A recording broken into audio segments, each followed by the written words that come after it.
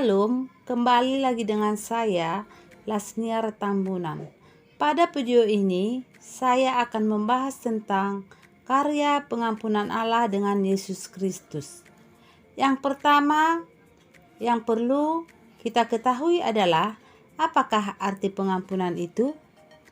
Pengampunan adalah pemberian maaf atau ampun, sehingga orang bersalah dan berdosa dibersihkan dan dikondisikan sebagai orang yang bersih. Ada 4 poin penting mengenai pengampunan, yaitu yang pertama, mengampuni bertujuan membebaskan diri kita dari belenggu kemarahan dan kekecewaan. Tujuan utama dari pengampunan adalah agar kita bisa berjalan ke depan dalam harapan, dalam kasih dan dalam damai, bukan dibelenggu untuk bergerak maju ke depan. Termasuk, pengampunan juga perlu diberikan bagi diri sendiri.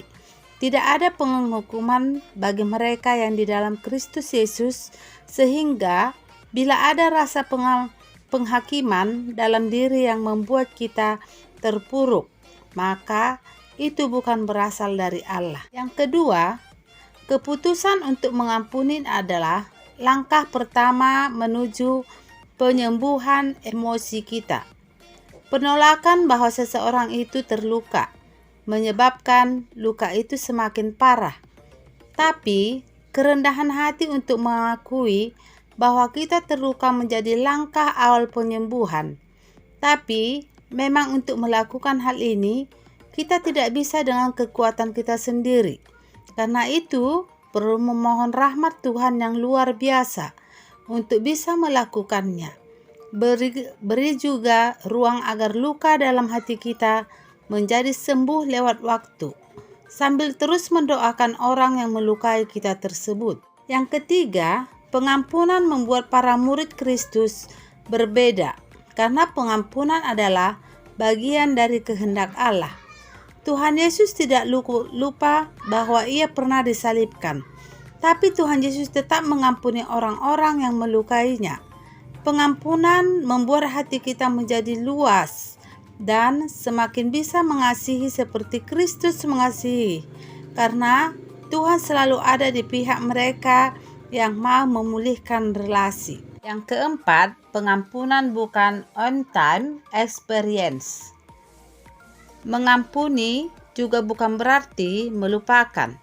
Pengampunan tidak terjadi satu kali, tetapi sebuah proses yang membutuhkan waktu.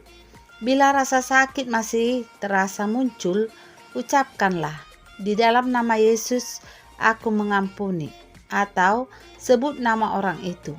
Kita bisa membuat batasan dalam relasi dengan mereka yang telah melukai kita, tetapi bukan berarti menciptakan tembok yang tinggi. Batasan artinya kita membutuhkan waktu untuk mengelola rasa luka dalam hati kita untuk bisa sembuh, sehingga relasi yang dibangun selanjutnya menjadi lebih sehat. Berikut ini beberapa alasan Allah mengutus Yesus turun ke dunia. Yang pertama, karena Allah mengasihi manusia.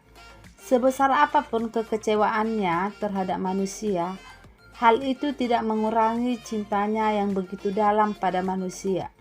Allah mengasihi semua ciptaannya, dan Dia selalu memberi kesempatan untuk bertobat dan kembali padanya. Yang kedua, Allah Maha Pengampun.